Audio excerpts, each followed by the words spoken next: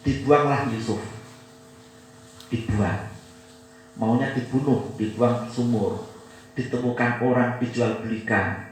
Ketika ditemukan orang untuk dimiliki, dulure Nabi Yusuf itu dibuang ke sumur, ditemukan musafir ketika dia menimba air di sana. Nabi Yusuf ngetapel nih timbul. Ketika engkau dhuwur,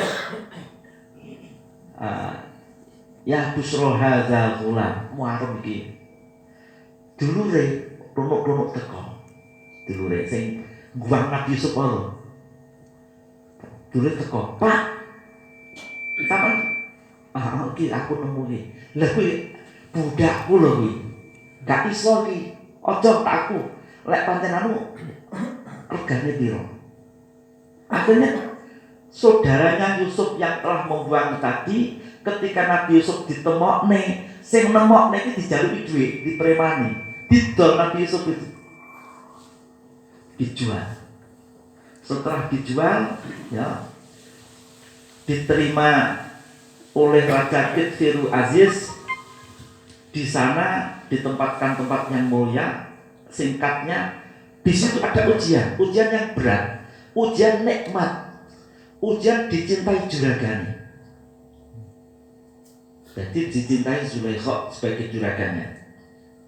Dan ini memang Raja Kitfir itu seorang raja yang impoten. Wong gagah ganteng sugih raja tapi impoten. Sehingga Zulaikha itu masih perawan itu. Sehingga ketika Zulaikha itu kepengen dengan Yusuf terjebak oleh Kitfir kan gak marah, seolah-olah dibiarkan dibebaskan. Dan kejadian ini banyak. Jadi di lingkungan kita juga dalam kisah-kisah itu banyak wong sugih, wong gede, wong hebat tibake impoten, terus mari ngono akhire anake duduk saka bapake bojone kuwi tapi kok wong liya. Termasuk seperti Walid bin Mughirah. Walid bin Mughirah itu tokoh musyrik dulu. Dia bukan anaknya sendiri, dia itu bapaknya yang itu impoten, itu dari suami dari orang lain, hasil perzinahan. Ya. Ini jadi tidak ada nabi yang tidak diuji. Kembali tadi kan titik masalahnya apa? Mana yang lebih utama, tamkin atau derajat, atau ujian atau sabar? Masih tinggi tamkin. Karena apa? Al-Quran pun banyak menceritakan seperti itu. Jadi wa kadzalika makkanna Yusufa fil ardi. Kata-kata makan itu banyak. Wa kadzalika makkanna Yusufa, begitulah aku memberikan derajat kepada Nabi Yusuf di muka bumi. Ya, setelah dulu Nabi Yusuf diuji seperti ini. Begitu juga Nabi Ayub. Wa atainahu ahlahu wa amsal ma'ahum rahmatan min indina. Jadi semuanya Nabi fase yang terakhir itu tamkin. Pertama ujian dihadapi dengan sabar, setelah itu mendapatkan posisi derajat yang mulia. Ojo kuwalik, biar nom-nomane jaya, tuwek ajur ngono wis. Kanca duwe duit belas, anak minggat, bojone dipek wong. Ya. Kuwi mesti biyen nek mandur piye. Kabeh kan tandurane dhewe-dhewe, ya.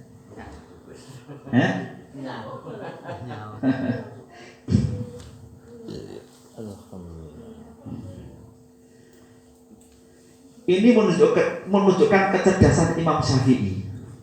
Jadi kecerdasan Imam Syafi'i itu apa?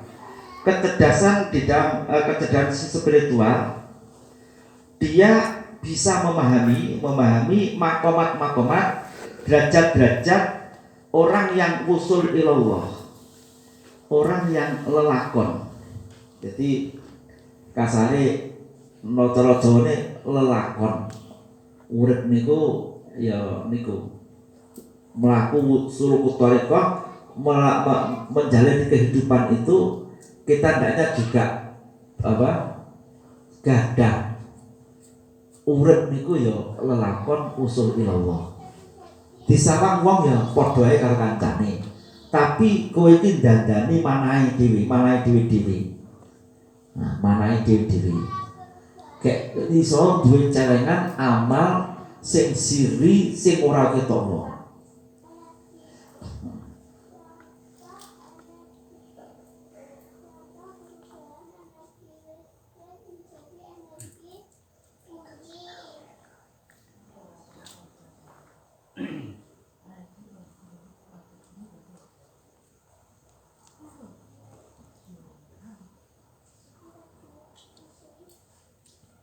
Kemudian ini dari sudut kemauan ataupun niatnya Imam Syafi'i di dalam mempelajari fikih sampai beliau itu dikenal seorang profesor betul-betul karena Allah. Ini kenyataannya begini. Imam Syafi'i itu ketika terjadi munadharah, perdebatan, itu justru dia tuh kepengin lawan debatnya itu menang. Pengen aku nggak kepengin. Aku yang aku cari positif saja. Kalau umumnya orang kita berdebat itu pinginnya aku menang, musuhku kalah. Imam Syafi'i tidak. Imam Syafi'i kepingin waktu itu ayahku nanas ini. Jadi aku kepingin orang yang berdebat dengan saya, dia itu lebih pintar, lebih bisa mengalahkan argumen saya. Mana dzartu ahadan qattu. Aku tidak berdebat kepada seorang pun kemudian aku kepingin dia kalah, tidak. Nah. Dan beliau punya murid Imam Ahmad bin Hanbal. Ketika Ahmad bin Hanbal itu punya hasil hukum yang beda dengan Imam Syafi'i, Imam Syafi'i tidak menyalahkan. Imam Syafi'i mengacungi, wah hebat. Dia itu berguru dengan saya. Dia punya fikih yang berbeda dengan saya. Kayak bener. Perkara yang sifatnya ijtihadi, ya, iku ya istilahnya orang kebenaran itu kan zonni. Saya melihat sudut pandang ini benar, saya ya sudah terserah. Saya tidak memaksakan. Itulah ijtihad. Jadi Imam Syafi'i punya ijtihad. Yang ijtihad ini beliau menyatakan akan kebenaran menurut beliau. Tapi ketika ada orang yang ijtihad yang dia dasarnya kuat, dia tidak menyalahkan Imam Syafi'i itu. Ngacungi jempol, hebat muridku ini. Jadi ikhlas sekali.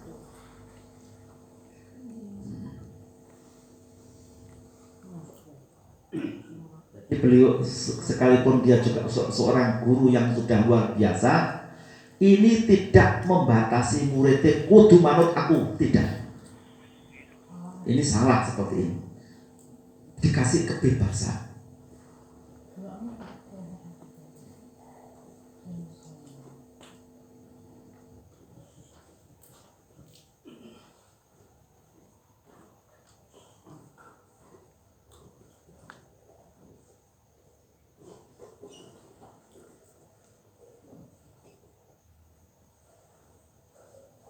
Kemudian yang kedua, kelebihan imam yang lain ada Ahmad bin Hanbal. Jadi jangan dianggap para ulama fikih ini beliau hanya menekuni fikih saja, tidak. Mereka tuh ibadahnya, tentang zuhudnya, tentang ilmu akhlaknya luar biasa. Imam Ahmad mengatakan begini, ma sholaitu sholatan, aku tidak pernah sholat di belakang Imam Syafi'i selama 40 tahun kecuali aku selalu mendoakan Imam Syafi'i. Aku karena aku merasa sebagai muridnya dan aku melihat akan kehebatan beliau.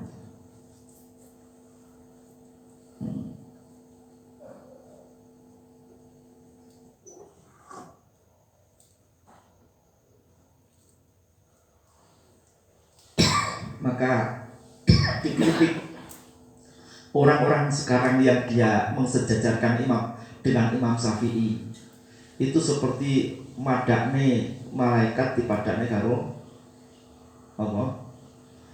Kok ada orang yang sok ngaku kehebatannya dia sederajat dengan Imam Syafi'i atau sejajar dengan Ahmad bin Hanbal.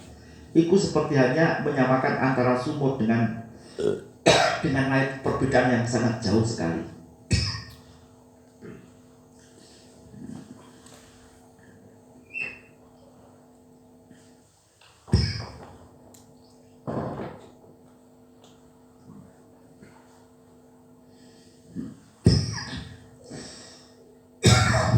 Kemudian Imam Malik itu orang yang selalu tahalli, menghiasi diri dengan akhlak-akhlak yang terpuji.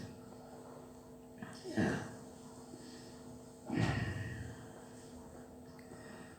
Coba lihat kegiatan beliau mulai subuh sampai sore. Ya.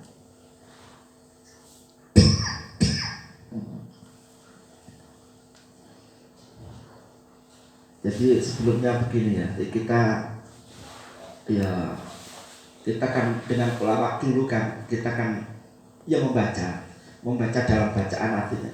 Kemudian dengan ulama sekarang itu kita juga hendaknya melihat wong hebat ki ojo mengkrungu pidatone tok. Pelajarono tenang ibadahe piye, zuhude piye, anune tenang kok gak. Jadi apalagi mau mengikuti jejaknya itu kita harus tahu tingkat ibadahnya sepiro, zuhudnya seberapa, kemudian cahaya hatinya itu seberapa. Jangan syukur ngikut.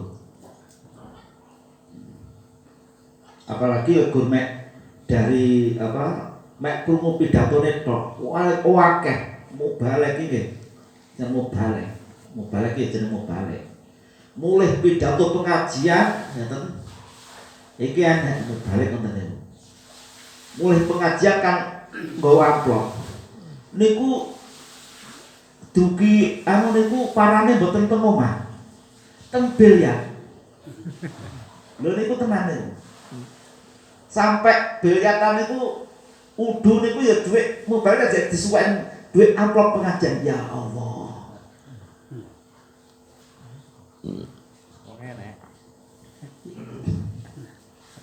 Ini kan, wah iki lek wong iki mek krungu angune, wah bahaya seperti ini.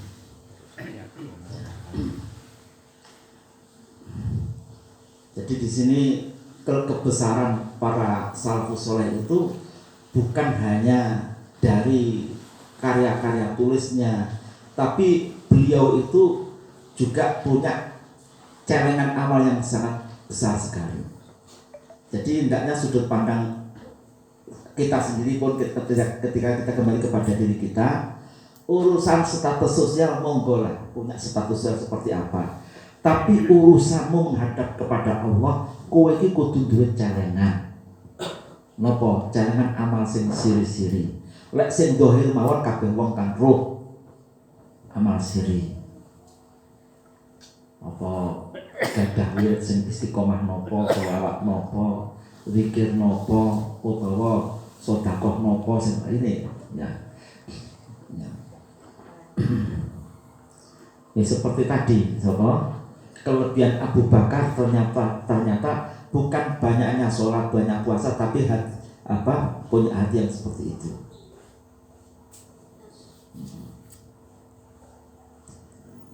Termasuk sindiran dari Rasul derajatnya abdan, itu derajatnya wali abdan.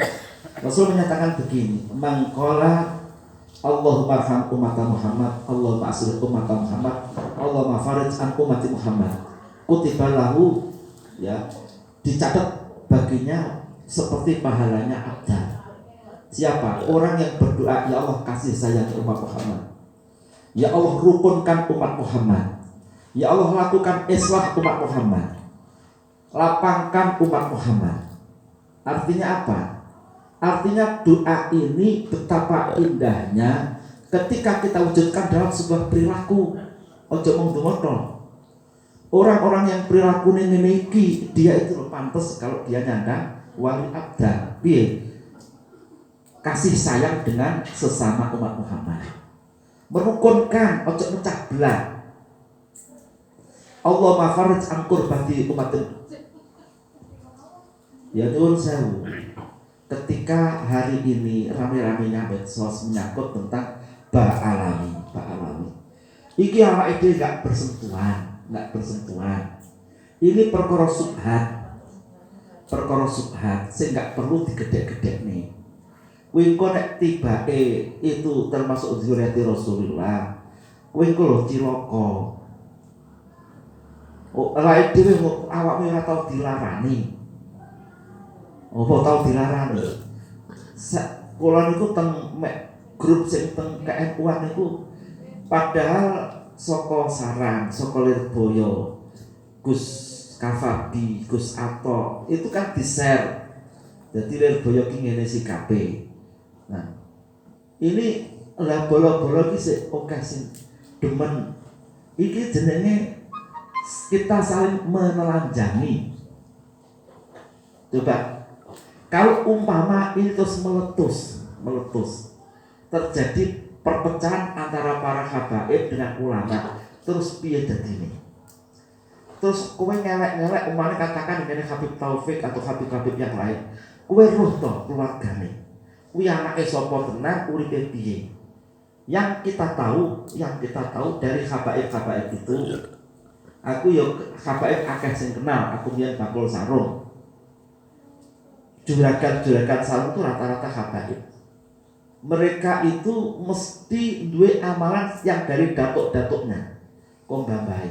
Lek tak delok iki amalan-amalan ngene iki, gak ketoke ya wa alam insyaallah mereka benar kalau.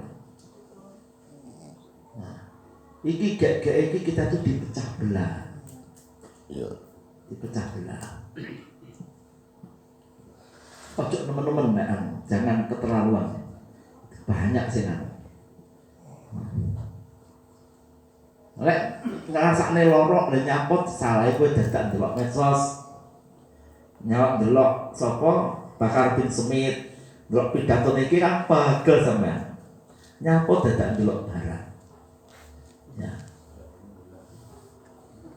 Iki yang dicoba kayak Sarang, kok Lirboyo, termasuk Sukron Makmun, termasuk banyak sing ulama-ulama itu saya pro dengan mereka. Aku umpama kleru ya ora salah. Umpama mereka itu kita nggak salah. Ya.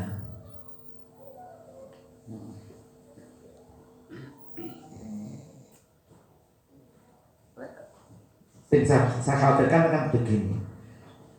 Sudah lama dihembuskan tentang kebencian gini Arab. Terus kita fanatik ini apa orang Nusantara.